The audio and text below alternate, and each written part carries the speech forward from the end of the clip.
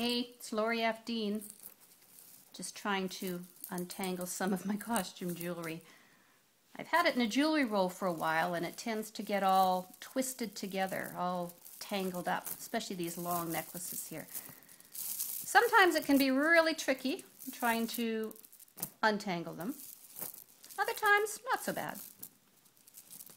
Anyway, I'll leave that alone for a minute, but all of this got me thinking about thoughts and wondering if it's just me or do your thoughts tend to get tangled too? I've noticed when I'm untangling the necklaces, some of them are really stuck together tightly. They're wound right around, they're in big knots. And depending on the value I place in those necklaces will determine the amount of time I spend trying to untangle the knots. If they're not very valuable, I may just pull them both apart and they bust wide open and they're both broken and have to be tossed in the trash.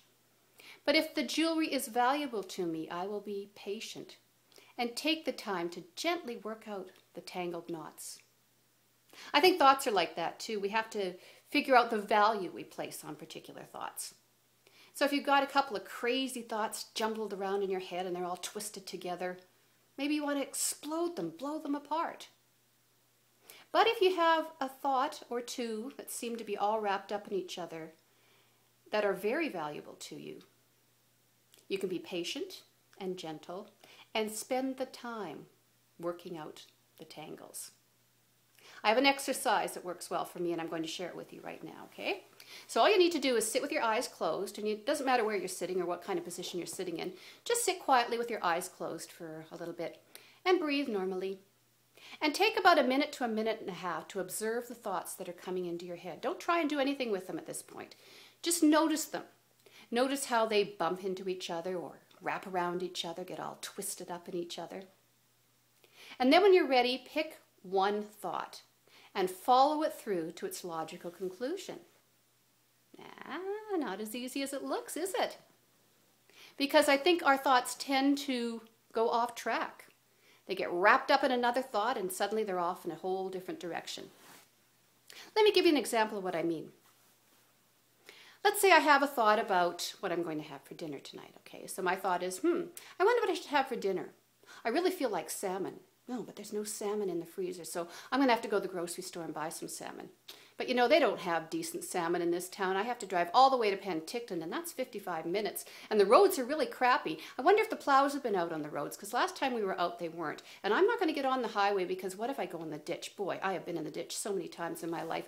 I don't want to go in the ditch now. Fortunately, I have my iPhone, so if I do go in the ditch, I can call for help. I can call Kim. But of course, that does no good, because Kim doesn't have a car. He can't come and get me, so I'd have to call 911.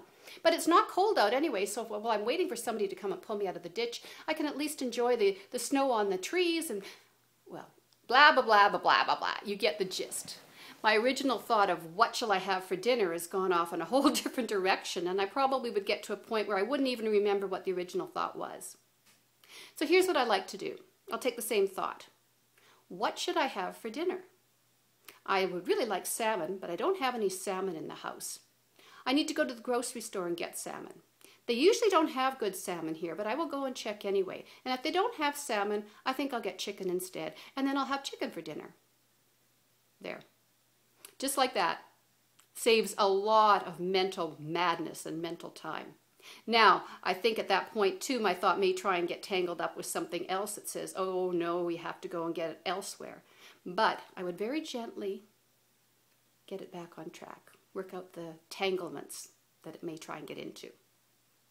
Give it a try. I'd really like to know if it works for you. That's, of course, if your thoughts get tangled, because is it just me or do your thoughts get tangled too? Leave your comments below, hit the subscribe button above, and tell me how that exercise works.